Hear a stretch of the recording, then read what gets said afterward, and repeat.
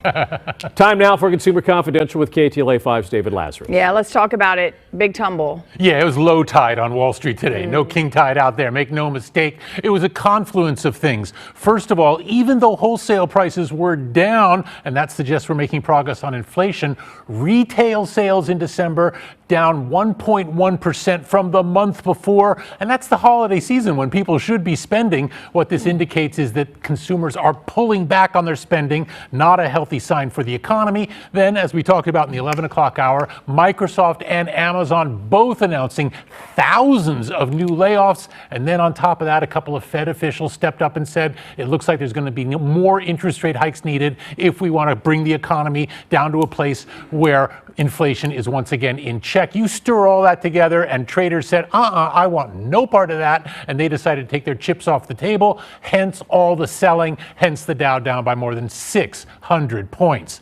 Tomorrow, all eyes are going to be on Netflix, which will be reporting its quarterly earnings. Are they growing in subscribers? Are they not? That's the key thing. And what about a price hike? Recently, we saw HBO Max raising its prices. Many industry analysts now believe that all streaming services are going to be raising their prices to pay for all of that content that's coming down the pike. And that's something we'll see if Netflix will comment on as well. Not affected by the drop in stock today, even if it's Disney stock, is their former CEO, Bob Chapek. Wow. It is good to be Bob Chapek, it turns out. Now, Bob Chapek ran Disney for all of 2 years before he got elbowed aside by his predecessor, Bob Iger, who's now back in the job. And now in a regulatory filing, Disney reveals that Chapek is going to be receiving a severance package worth $20 million or more, depending on how Disney stock is doing.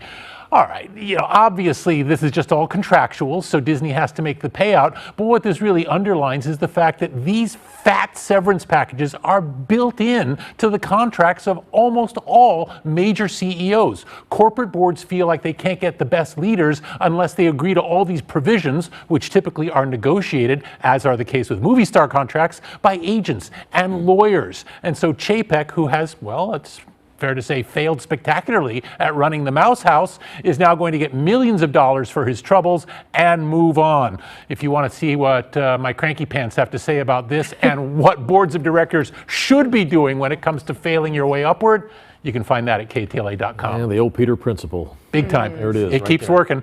Man. All right, what are these office supplies from Twitter? This one I didn't even see coming, to be honest, and it is so weird. Now, normally when a company has an estate sale or a fire sale, that's not taken as a good sign. Nevertheless, Twitter, under Elon Musk, has just completed an auction of office supplies, kitchen gear, furniture, espresso machines, even power cords. Heck, they were even auctioning off some of the statues with the bird logo on it. Why are they doing this? Well, presumably they need to raise some money, even though Musk has made a point of saying that Twitter is no longer on a path to bankruptcy. Well, when you have an estate sale, that's not really a sign that you're on the road to prosperity either.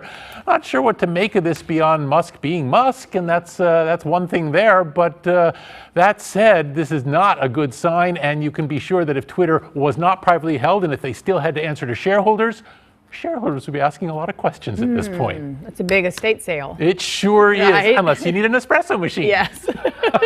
All right, David, thanks. We'll see you tomorrow, Yeah. 11 o'clock.